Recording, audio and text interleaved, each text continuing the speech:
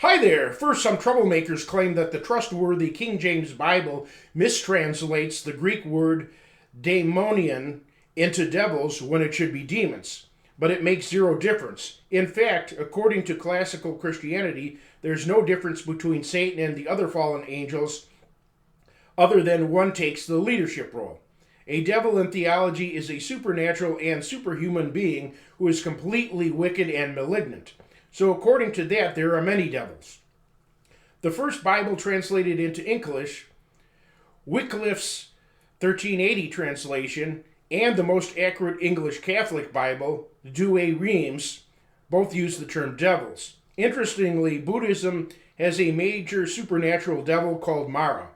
Jainism allows for the existence of tormenting demons, hence devils, although this is disputed. Yet Satan worshippers don't believe in any devil, since by definition a devil is completely bad. Their alleged being can supposedly benefit people. Neither do Muslims, since Islam's fallen being, Iblis, isn't fully evil, according to them, and sometimes works with Allah for various purposes. The bloody barbaric Aztecs, Incas, and Mayans certainly lacked a devil figure in their religions. Neither do any backwards barbaric African tribes postulate any devil or devils. Another definition of devil is an extremely and malignantly wicked person. I like this definition too, since a certain percentage of humans are just that, 100% evil, due to their having no conscience whatsoever. They are commonly known as sociopaths. They basically have the same function as a supernatural devil would. The idea that there's good in everyone is hogwash. Granted, numerous things formerly attributed to a supernatural devil are now adequately explained by science. But can science explain everything? All natural disasters can certainly be explained by science. Attempts to establish that some are the work of devils or God's punishment of devilish people consistently fail. The fact that all spiritually styled literature strongly opposes classical Christianity fails as evidence because a simple explanation would be that traditional Christianity is universally opposed because it has the most rules and restrictions.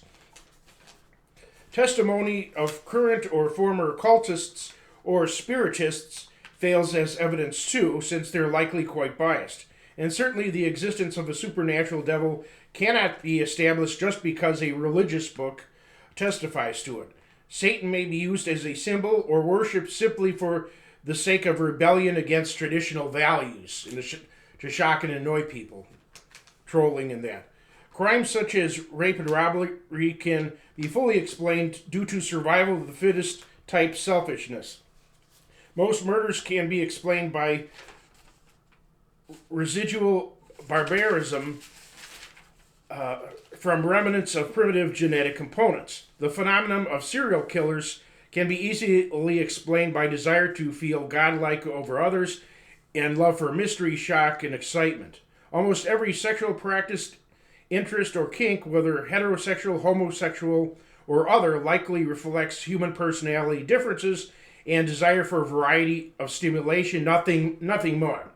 However, there are paraphilias and fetishes that involve intense desire to violently amputate one's limbs, blind oneself, or otherwise cause extreme self-mutilation or harm.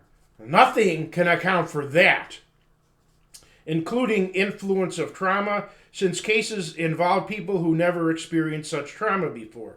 Extreme mental breakdown can't either, since such people had competent mental functioning in other aspects. Demonic influence would fit perfectly as the cause. Science can certainly explain all physical handicaps and abnormalities. It also explains many mental conditions. But if all mental conditions were only of natural origin, I'd expect some of them to inadvertently have some type of benefit for one with them. For example, in the movie Phenomenon, the man's fatal brain tumor gave him super intelligence and telekinesis. In the movie Rain Man, the handicapped man's savantism was harnessed to win money in Las Vegas.